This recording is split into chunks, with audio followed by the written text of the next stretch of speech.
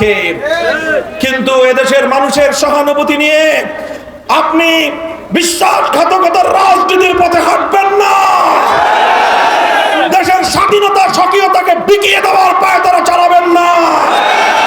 যে দেশের মানুষ রক্ত দিয়ে স্বাধীনতা এনেছে, প্রতি ইঞ্চি মাটির স্বাধীনতা রক্ষা করার জন্য, ধর্মীয় ঐতিহ্য রক্ষা করার জন্য প্রয়োজনে আমরা আবার রক্ত দেব, আবার জীবন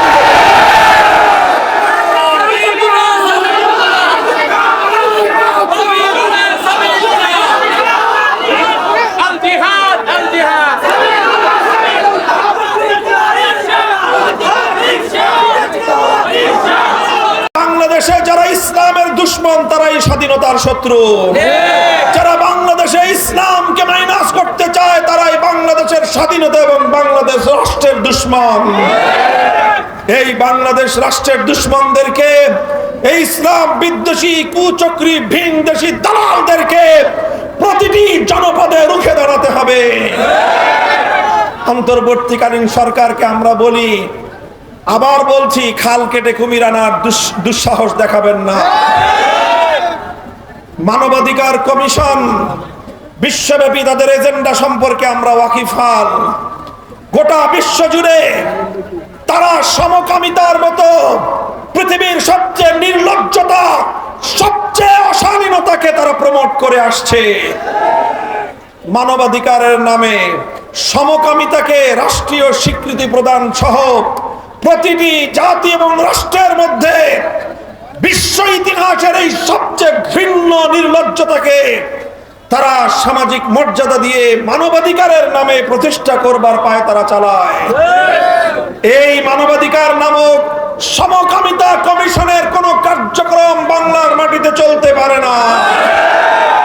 সংগ্রামী সাথী ও বন্ধুগণ, অন্তর্বর্তীকালীন সরকারকে বলবো, জাতিসংঘের দোহাই দিয়ে আমার বাংলাদেশের হাজার বছরের কৃষ্টি, কালচার, ইতিহাস, ঐতিহ্য, ধর্মীয় চেতনাকে ভুলুণ্ঠিত করবার কোন পায় তারা দেশের মানুষ বরদাস্ত করবে না। অন্তর্বর্তীকালীন সরকারকে এদেশের ছাত্র জনতা, এদেশের জাতি, ধর্ম, বর্ণ, দল, মত নির্বিশেষে সকলে মিলে ক্ষমতায় আসীন করেছিল তিনটা কাজের জন্য। এক নম্বর, দেশের প্রয়োজনীয় সংস্কার সাধন করবে যাতে একটি বৈষম্যহীন ফ্যাসিবাদ মুক্ত একটি বাংলাদেশ গড়ে উঠতে পারে, সেই জন্য প্রয়োজনীয় সাংবিধানিক এবং কাঠামোগত সংস্কার সাধন করবে। দুই নম্বর, 2009 থেকে 24 পর্যন্ত যেই খুনি শেখ হাসিনা এবং তার দোসরেরা বাংলার প্রতিটি জনপদে খুন এবং গুমের রাজত্ব কায়েম করে, 24 জুলাই মাসে একটা দৃশ্যই দেখেছি। সেই দৃশ্যটা হলো আমার ছাত্রদের রক্ত ঝরছে যে রাজপথে, যেই রাজপথ জালিমের পেটোয়া বাহিনীর ছুড়ে দেওয়া বুলেট এবং গ্যাসের বারুদে ঝাঁঝালো হয়েছিল। তারা সেই গ্যাস, বুলেট, জুলুম, নির্যাতনের মুখে দাঁড়িয়ে আমার ছাত্র রাজপথে স্লোগানে স্লোগানে বাংলার আকাশ বাতাস মুখরিত করে তোলে। যখনই নামাজের সময় হয়ে যায়, স্কুল, কলেজ, মাদ্রাসার ছাত্ররা, ইউনিভার্সিটির ছাত্ররা এক কাতারে দাঁড়িয়ে রাজপথকে জায়নামাজ বানিয়ে আল্লাহু আকবার আজানের ধ্বনি দিয়ে সেই রাজপথে আল্লাহর দরবারে তারা সেজদায় লুটিয়ে পড়েছে। এটাই ছিল জুলাই বিপ্লবের অন্যতম বৈশিষ্ট্য। আর এই বিপ্লবের মধ্য দিয়ে যখন 2024 সালের 5ই আগস্ট দিল্লির গোলাম বাংলাদেশের স্বাধীনতা বিকিয়ে দেওয়া ভিনদেশী চর যুগের নব্য ফেরাউন, লেডি ফেরাউন জালিম শেখ হাসিনা যখন 5ই আগস্টের অপরাহ্নে বাংলাদেশের ক্ষমতার মসনদ থেকে পালিয়ে যেতে বাধ্য হলো, 1 ঘন্টার ব্যবধানে কোন নেতার নেতৃত্ব ছাড়া, কোন নেতৃত্বের নির্দেশনা ছাড়া টেকনাফ থেকে তেঁতুলিয়ায় জালিম এবং অত্যাচারের যত মূর্তি নামক ভাস্কর্য ছিল, ভাস্কর্য নামক সকল মূর্তিকে ভেঙ্গে গুড়িয়ে দিল। সংগ্রামী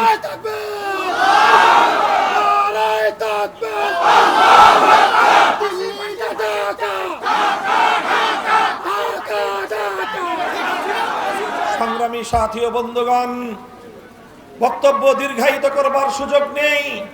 আমি শুধু আপনাদেরকে সতর্ক করতে চাই, আপনারা সীমান্তবর্তী এলাকার মানুষ, এই বাংলার প্রতি ইঞ্চি স্বাধীনতার মাটি। শাইখুল হাদিস আল্লামা আজিজুল হক বলতেন, আমার স্বাধীন বাংলাদেশের প্রতি ইঞ্চি মাটি আমার জায়নামাজের মাটি। এই মাটিতে আমার রবের দরবারে আমি সিজদায় অবনত হই। আমার প্রতি ইঞ্চি মাটির স্বাধীনতা রক্ষা করার জন্য প্রয়োজনে আমরা বারবার মুক্তিযুদ্ধের হাতিয়ার হাতে তুলে নেব।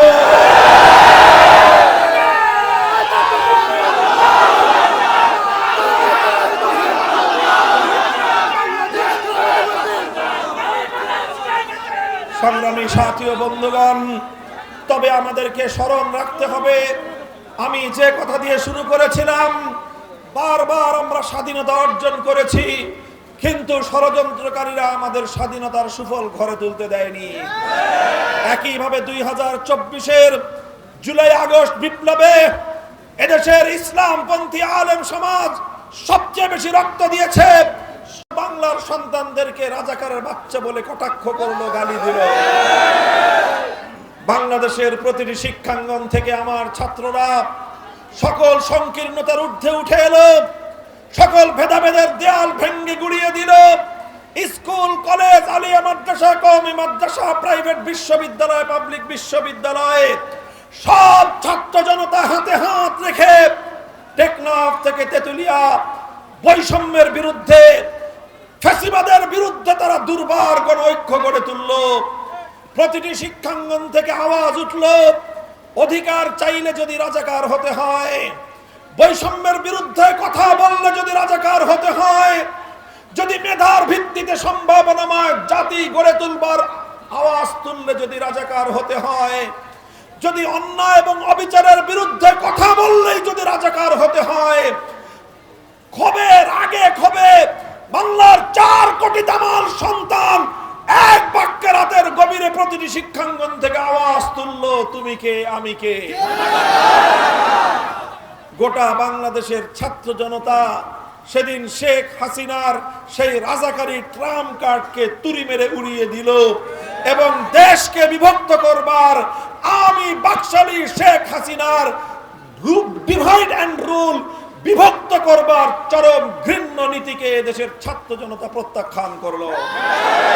সংগ্রামী সাথী ও বন্ধুগণ, আমি বলতে চাই, সেই ছাত্র জনতার রক্তের উপর যারা বাংলাদেশের প্রতিটি শহরে শহরে, প্রতিটি নগরে নগরে ফ্যাসিবাদের পেটোয়া বাহিনীর, তাদের খুনি সন্ত্রাসীদের বুলেটের বুকে আবু সাইদের মতো বুক পেতে দিয়েছিল, তারা সন্ত্রাসী যুবলীগ, কৃষক লীগ, শ্রমিক লীগ, ছাত্রলীগ, সর্বশেষ হেলমেট লীগ আর হাতুড়ি লীগ, সন্ত্রাসী লীগের সন্ত্রাস এবং তাদের বুলেটের মুখে আমার ছাত্র জনতা উন্মুক্ত বক্ষ পেতে দিয়ে তারা সন্ত্রাসের বিরুদ্ধে রাজপথে রুখে দাঁড়ালো।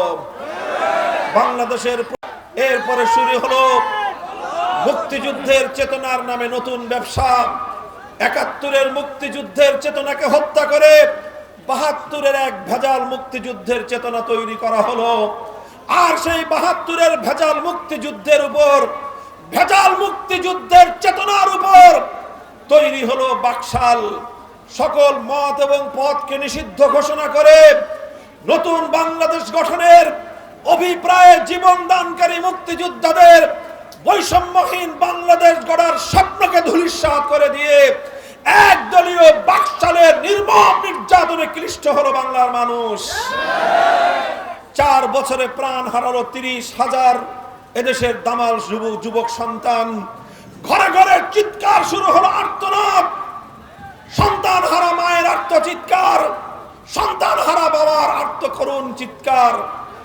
এরপরে 1975 সালের 15ই আগস্টের মধ্য দিয়ে পতন ঘটলো একদলীয় বাকশালের।